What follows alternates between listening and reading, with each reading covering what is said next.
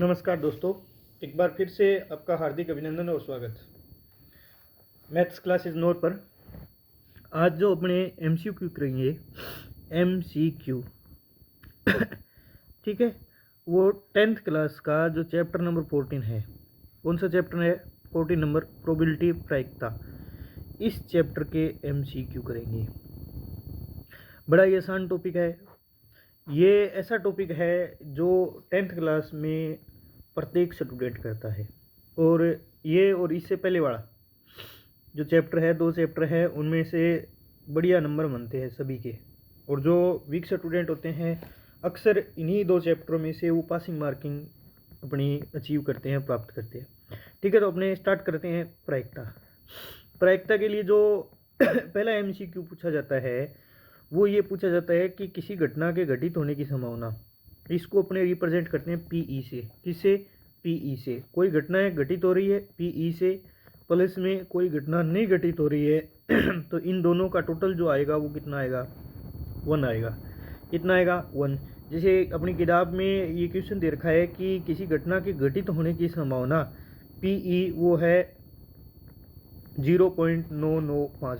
तो इस क्वेश्चन में आपको बताना है पीई बार का मान। किसका मान? इसका मान बताना है। ठीक है, तो कैसे बताएंगे? देखो, अपने को मान दे रखा है, ये फॉर्मूला काम में लेंगे। पीई प्लस में पीई बार इक्वल कितना होगा? 1।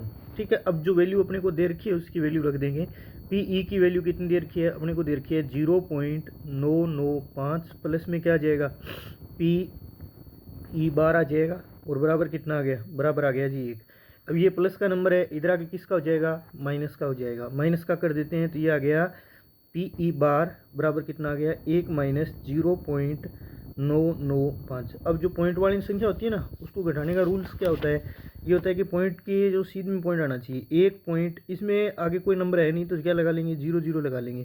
फिर इधर कितना आ जाएगा? 0.995। अब घटाएंगे तो यहाँ 0 0 है 10 हो जाएगा। 10 में से 5, फिर यहाँ 9 में से 9 0, फिर 0 तो आंसर कितना आ जाएगा? आंसर आ जाएगा हमारा 0.005। ठीक है, तो किसी घटना के घटित होने की संभावना प्लस में किसी घटना के घटित नहीं होने की संभावना, दोनों का योग कितना होगा? दोनों का योग होगा कितना होगा? 1 होगा। पहला ये सवाल एमसीक्यू में बनता है। दूसरा हमें पूछा जाता है कि संभव घटना क्या होती है? कौन सी? संभव घटना। और संभव घटना की जो प्रायिकता कितनी होती है, और उसके बाद में असंभव घटना, इसकी प्रायिकता कितनी होती है? तो संभव घटना वो घटना होती है जिसका घटित होना निश्चित है, हमेशा घटित होगी वो घटना, और इसकी प्रायिकता का मान कितना होगा? प्रायिकता का मान 1 होगा।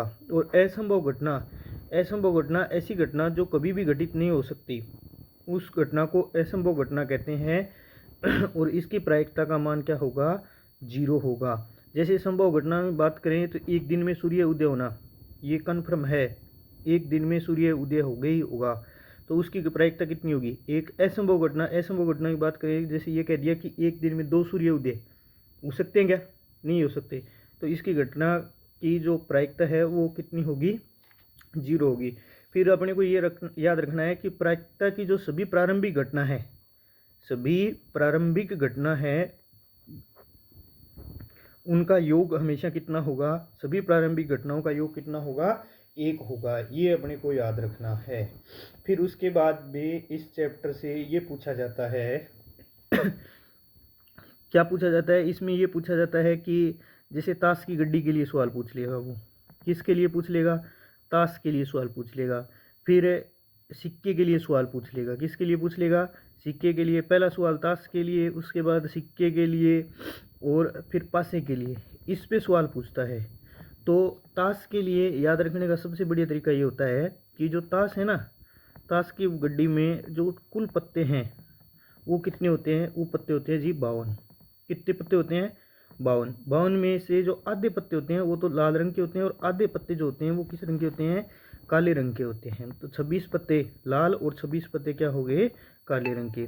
ये लाल रंग के हो गए और ये कौन से रंग के हो गए? काले रंग के पत्ते हो गए। फिर जो 26 पत्ते हैं ये भी 2 भागों में डिवाइड होते हैं। कौन कौन से में? 26 पत्तों में ये 2 आधे आधे हो जाएंगे। कितने कितने हो जाएंगे? 13 और 13। ठीक है। 13 पत्ते तो पान के और 13 पत्ते किसके होते हैं, ईंट के। ठीक है जी।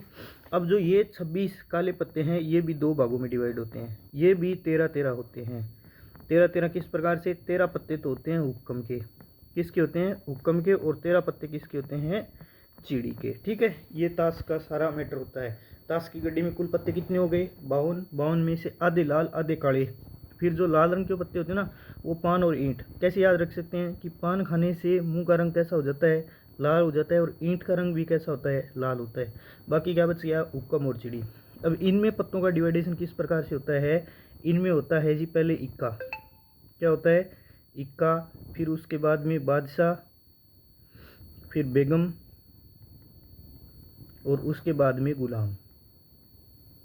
ठीक है, ये होते हैं। ये पान का भी एक, ईंट का भी एक, हुक्कम का भी एक, चिड़ी का भी एक, सारे एक एक होते हैं, इस प्रकार से डिवाइड होते हैं। ठीक है, ये याद रखना है अपने को। फिर ये याद रखना है, मेन जो याद रखना है ना, कि बादशाह, बेगम और गुलाम, कौन कौन से, बादशाह, बेगम और गुलाम, इन पत्तों को बोलते हैं फेस कार्ड। क्या बोलेंगे, फेस कार्ड।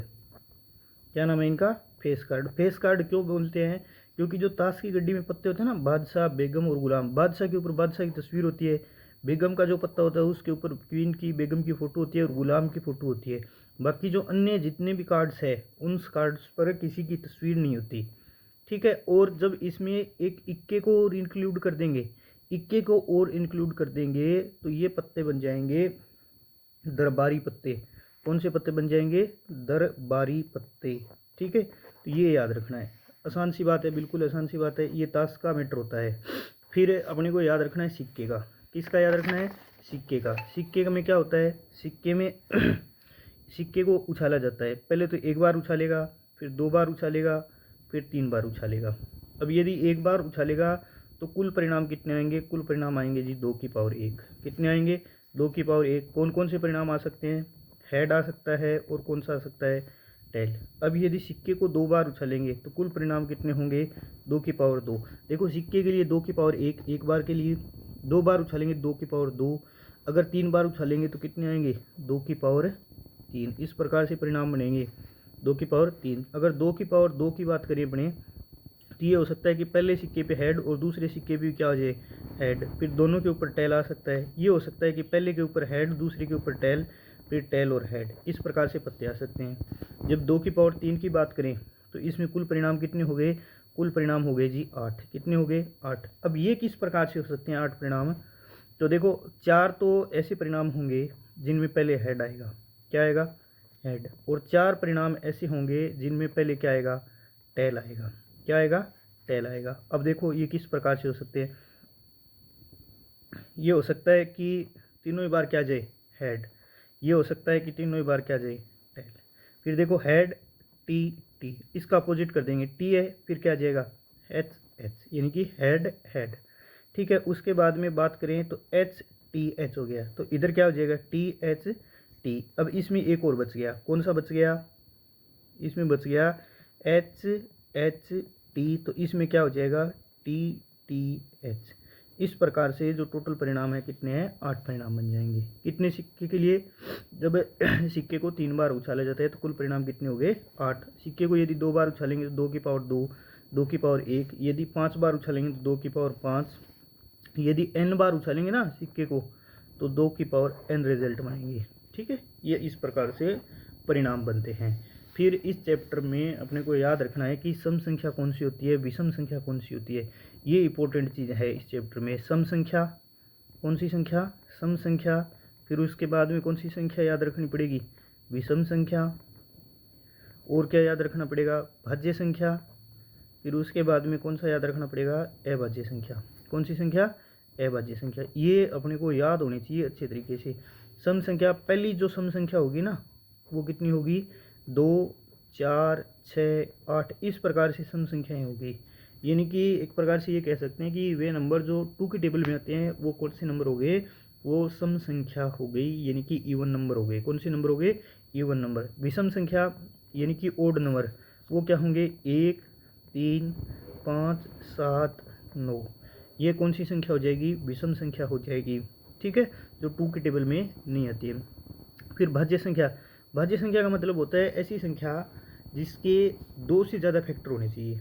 2 से ज़्यादा फैक्टर का मतलब एक तो 1 और दूसरा खुद, इसके अलावा कोई भी फैक्टर है तो वो कौन सी संख्या होगी जी, वो भाज्य संख्या। यदि किसी संख्या के 2 ही फैक्टर है, एक तो वो खुद और एक 1, तो वो कौन सी संख्या हो जाएगी, अभाज्य संख्या।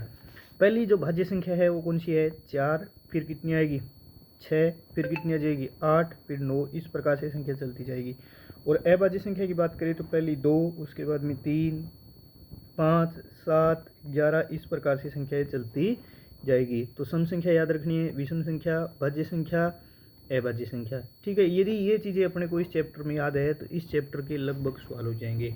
फिर जो प्रायिकता का फॉर्मूला अपने को काम में लेना होता है, वो प्रायिकता का फॉर्मूला क्या होता है, कौन से फॉर्मूले से प्रायिकता का मान निकालेंगे। फॉर्मूला होता है प्रायिकता बराबर, प्रायिकता बराबर क्या होता है, प्रायिकता बराबर होता है जी अनुकूल परिणाम।